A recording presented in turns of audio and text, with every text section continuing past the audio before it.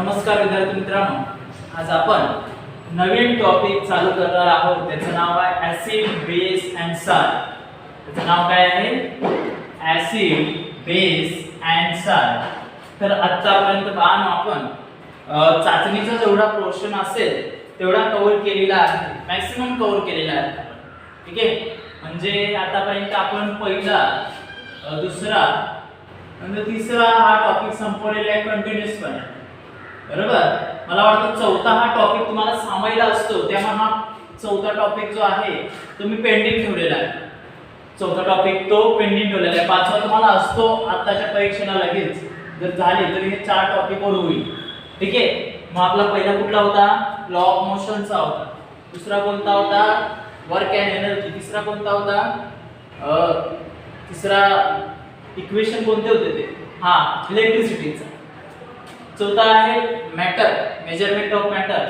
आणि पाचवा आहे आपला जो आजचा ऍसिड बेस अँड साल्ट. तर कंटिन्युअसपणे आपण 5 टॉपिक याच्यामध्ये संपवणार आहोत. ठीक आहे, तर हा व्हिडिओ तुम्ही काळजीपूर्वक बघा, कारण हा टॉपिकची सुरुवात आहे. या टॉपिकची काय आहे? सुरुवात याच्यामध्ये तुम्हाला दिलेली आहे. तर या टॉपिकची सुरुवात आपण बघणार आहोत. त्याच अगोदर तुम्हाला काही गोष्टी याच्यामध्ये माहित असणं गरजेचं आहे. त्या गोष्टी तुम्ही समजावून घेणं अतिशय गरजेचं आहे. फक्त आज 4च मुद्दे घेतलेले आहेत, कारण हा इंट्रोडक्शनचा भाग आहे. कारण काय आहे? हा introduction. Acid base and salt या टॉपिकचा काय आहे? हा इंट्रोडक्शन आहे. आता ऍसिड बेस अँड साल्ट. आता ऍसिडला मराठीमध्ये आम्ल म्हणतात, आम्ल. बेसला आम्लारी आणि साल्टला क्षार म्हणतात. काय म्हणतात? क्षार. साल्टला काय म्हणतात? क्षार, म्हणजे ज्याला मीठ ज्याला म्हणतो. ठीक आहे, तर आपल्या याच्यामध्ये ऍसिड हा सर्वात खतरनाक असतो. ऍसिड बद्दल थोडी माहिती सांगतो तुम्हाला की ऍसिड हा काय आहे? सर्वात खतरनाक असतो, डेंजरस असतो, हानी पोहोचू शकतो. आता ऍसिड मध्ये सर्वात महत्त्वाचं उदाहरण जो ऍसिडचं आहे, तुम्ही इथे लिहितो बघा. ऍसिड महत्त्वाचं जो उदाहरण आहे ऍसिडचा तो आहे HCl आहे, म्हणजे हायड्रोक्लोरिक आम्ल आहे. HNO3 आहे, HNO3 नायट्रिक आम्ल आहे. आणि H2SO4 आहे, सल्फ्युरिक आम्ल आहे. हायड्रोक्लोरिक आम्ल, नायट्रिक आम्ल, सल्फ्युरिक आम्ल, म्हणजे हायड्रोक्लोरिक ऍसिड, नायट्रिक ऍसिड आणि सल्फ्युरिक ऍसिड. तर याच्यामध्ये सर्वात खतरनाक बाण हा असतो सल्फ्युरिक ऍसिड. काय म्हणतात त्याला? Sulphuric acid. हा सल्फ्युरिक ऍसिड म्हणजे हा आम्ल आहे, हा सर्वात खतरनाक आहे. त्याला तेजाब म्हणतात. तेजाब म्हणजे ऍसिड हल्ला तुम्ही ऐकला असेल की बाबा एखाद्या व्यक्तीवर ऍसिड अटॅक झाला, किंवा एखादे सुप्रीम दिल्लीमध्ये झालं होतं, हे ऍसिड हमला झाला होता, ऍसिड अटॅक झाला होता, तो H2SO4 ने केला होता. म्हणजे H2SO4 एवढा हानिकारक करू शकतो. बरोबर, म्हणजे याच्यानं कुठली तरी दुर्घटना होऊ शकते. म्हणून सरकारनं, गव्हर्नमेंटनं, शासनानं हे बॅन केलेलं आहे की तुम्हाला प्युअर प्रतीचं म्हणजे 100% H2 प्युअर असलेलं, प्युअर म्हणजे शुद्ध, प्युअर असलेलं H2SO4 तुम्हाला मिळतच नाही बाजारामध्ये. मग हे H2SO4 असू दे, HCl असू दे, H2SO4 असू दे, HCl असू दे, हे कशासाठी वापरतात? आपले जे फरशी किंवा बाथरूम जे असतात त्याच्यामध्ये जे घाण साचलेली असते ते घाण काढण्यासाठी हे ऍसिड वापरलं जातं. पण ते कमी दर्जाचं असतं. पण 100% प्युअर जो आहे तो शासनाने बंदी घेतलेला आहे, कारण याचा वापर लोक गुन्हा करण्यासाठी करत होते. याचा वापर कशासाठी करायचे? लोक गुन्हा घडवण्यासाठी करायचे. त्यामुळं हा 100% प्युअर हा बॅन केलेला आहे शासनानं. पण बाकीच्या याच्यामध्ये आपण जे बाथरूम मध्ये टाईल्स जे असतात ते धुण्यासाठी वापरतो ते एवढं प्युअर नसतं, ते डुप्लिकेट असतं. ओके, तर हा झाला H2SO4च्या बाबतीत. HCl पण त्याचा भाऊच आहे. HCl आणि H2SO4 हे सारखेच आहेत भावना. म्हणून प्रयोगशाळेमध्ये HCl असू दे किंवा H2SO4 असू दे, H2SO4 असू दे किंवा HCl असू दे, हे वापरत असताना काळजीपूर्वक वापरावं. ते जे तुम्हाला साहित्य दिलेले असतात, जे ॲपॅरेटस ज्याला म्हणतो, साहित्य म्हणजे ॲपॅरेटस, ते ॲपॅरेटसचा चांगला वापर तिथं झाला पाहिजे. त्या ॲपॅरेटसचा वापर कसा झाला पाहिजे? तिथं चांगल्या प्रकारे झालं पाहिजे, जेणेकरून आपलं कोणतंही नुकसान याच्यामध्ये व्हायला नको. आपलं कोणतंही नुकसान याच्यामध्ये व्हायला नको. त्यासाठी काय करावं लागणार आहे तुम्हाला की प्रत्येक गोष्ट चांगल्या प्रकारे हे ऍसिड जेव्हा तुमच्या हातामध्ये असेल, म्हणजे ऍसिड जेव्हा तुम्ही एखादा प्रयोग करत असाल ऍसिड बेसचं, तर तुम्हाला काळजी घेणं अतिशय गरजेचं आहे, कारण हे हानिकारक ठरू शकतात. HNO3 चा पण शोध लागला, त्यानंतर हा पण या सगळ्यांचे भाऊबंधच आहे ते तिघ. ओके, म्हणजे हे स्ट्रॉंग ऍसिड आहे. कसले ऍसिड आहे ते? Strong acid. स्ट्रॉंग ऍसिड म्हणजे हे जास्त म्हणजे ताकदवर असलेले ऍसिड्स आहेत, म्हणजे जास्त ताकद या ऍसिड्स मध्ये असते, बरोबर. Strong acid. त्यानंतर वीक ऍसिड. वीक ऍसिड पण आहे H2CO3, weak acid, carbonic acid. काय म्हणतात त्याला? Carbonic acid. H2CO3. H2CO3 हा कार्बोनिक ऍसिड आहे. कार्बोनिक ऍसिड हा वीक ऍसिड आहे. वीक म्हणजे सौम्य आम्ल म्हणतात त्याला. सौम्य म्हणजे एवढं ताकदवर नाहीये. त्यानंतर CS3, COOH हा काय आहे? Acidic acid. ऍसिडिक ऍसिड तुम्हाला नाव सुद्धा लिहून देतो मी पुढच्या लेक्चरला. Acidic acid. हा ऍसिडिक ऍसिड काय आहे? हा लोणच्यामध्ये असतो. पिकल्स लोणच्यामध्ये असतो. कुठे असतो हा? लोणच्यामध्ये. पिकल्स ज्याला म्हणतो, जे तुम्ही लोणचा खाल्ल्यावर जो झटका मारतो तो CS3COH चा असतो. म्हणजे काय? हा सौम्य आम्ल आहे. ही कसली आम्ल आहे? ही सौम्य आम्ल, म्हणजे वीक ऍसिड आहे. आणि ही जी आहे तिघ, ही भाऊबंध जे आहे तिघ, ती कसली आहे? स्ट्रॉंग ऍसिड आहे. ती कसली आहे? Strong acid. ही this is a weak acid, this is a strong acid. समजलं? हा झाला ऍसिडच्या बाबतीत. आता आम्लारीच्या बाबतीत. आता आम्लारीच्या बाबतीत बघा, NaOH, KOH, NaOH आणि KOH. NaOH आणि KOH हे म्हणजे सोडियम हायड्रॉक्साईड, नाव काय याचं? Sodium hydroxide. आणि KOH म्हणजे पोटॅशियम हायड्रॉक्साईड. हे बेस म्हणतात त्याला. काय म्हणतात? बेस. म्हणजे हा त्याला मराठीमध्ये आम्लारी म्हणतात. हे काय? दोन बेस. हे पण स्ट्रॉंग बेस आहे. हे कसले बेस आहे? स्ट्रॉंग बेस आहे. जे NaOH सोडियम हायड्रॉक्साईड तुम्हाला ऍसिडिटी झाल्यावर जे तुम्ही घेता ते सोडियम हायड्रॉक्साईडच्या स्वरूपात असतं. ऍसिडिटी म्हणजे पोटात म्हणजे पोट काय दुखणं किंवा त्याचे इनो घेता ते HNO3 चा भाग असतो, बरोबर. तर त्यानंतर राहिलं क्षार. क्षार मध्ये म्हणजे साल्ट मध्ये काय आहे? NaCl. साल्ट मध्ये काय आहे? NaCl म्हणजे तुमचं मीठ, घरामधलं मीठ. साल्ट मध्ये काय आहे? NaCl म्हणजे सोडियम क्लोराईड. साल्ट मध्ये काय आहे? सोडियम क्लोराईड म्हणजे तुमच्या घरातलं मीठ. ओके, म्हटल्यावर तीन गोष्टी मी तुम्हाला थोडक्यात समजावून सांगितल्या. ऍसिड काय होता, बेस काय असतो, साल्ट काय असतो, त्याची उदाहरणं कोणते. साल्टचं उदाहरण NaCl आहे, बेसचं उदाहरण NaOH KOH आहे, ऍसिडचं उदाहरण HCl HNO3 H2SO4 H2CO3 CS3COH. हे सगळे ऍसिडचे उदाहरणं आहेत. ते सगळं तुम्हाला लिहून देण्यात येईल. ओके, तर हा झाला थोडक्यात त्याचं उदाहरण. आता ऍक्च्युअल हा पाठाला आपण चालू करूया. बघा काय सांगितलंय. We have earlier seen that some food stuff you have earlier seen, म्हणजे आपण आठवड्याला झाले ऍसिड बेस साल्ट वर topic. You are earlier seen that some food stuff म्हणजे काही अन्न पदार्थ. फूड स्टफ म्हणजे अन्न पदार्थ. फूड स्टफ म्हणजे अन्न पदार्थ. फूड स्टफ म्हणजे काय? अन्न पदार्थ. म्हणजे काही अन्न पदार्थ सोर टू टेस्ट. सोर टू टेस्ट म्हणजे कडू लागतात. सोर टू टेस्ट म्हणजे कडू लागतात. विथ सम अदर आर बिटर. सॉरी, सोर म्हणजे खारट लागतात. सोर म्हणजे खारट लागतात. आणि सम अदर बिटर. बिटर म्हणजे कडू लागतात. खारट किंवा कडू. स्लिपरी. आणि एकदा आपण बघतो बघा की बाद झालेले जे पदार्थ असतात ते स्लिपरी बनलेले असतात. आणि सोपी टू टच. सोपी टू टच म्हणजे ते दाबल्यावर आत जातात. काही पदार्थ दाबल्यावर आत जातात. तर सफरचंद आहे.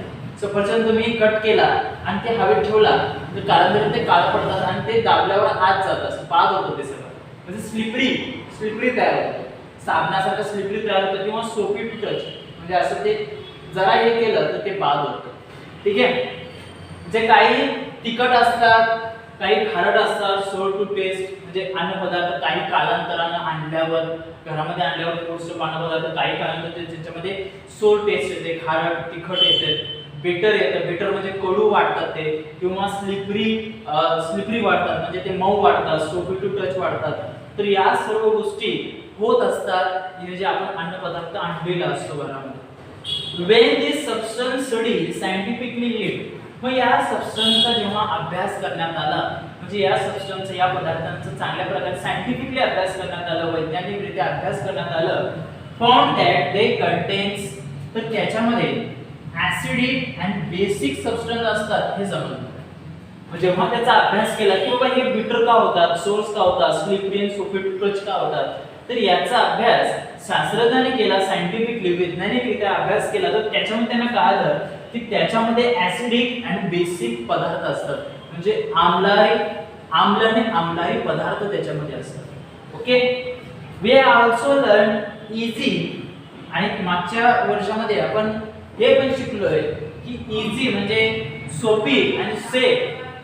इझी आणि सेफ म्हणजे काय, सुरक्षित अशी इंडिकेटर म्हणजे इंडिकेटर वापरला होता तुम्ही लिटमस पेपर वापरला होता. तो पेपर होता की ज्याच्यामध्ये बुडवल्यावर कुठला ऍसिड आणि कुठला बेस आहे इंडिकेटर म्हणतात, म्हणजे ते दर्शक. इंडिकेटर म्हणजे काय, ते दर्शक आहे. म्हणजे कोणतं ऍसिड आहे, कोणतं पदार्थ ऍसिड आहे, कोणते सबस्टन्स ऍसिड आहेत, कोणते सबस्टन्स बेसिक आहे हे शोधण्यासाठी इंडिकेटर वापरतात, म्हणजे दर्शक वापरतात. त्याला लिटमस पेपर असं म्हणतो. त्याला काय म्हणतो, लिटमस पेपर.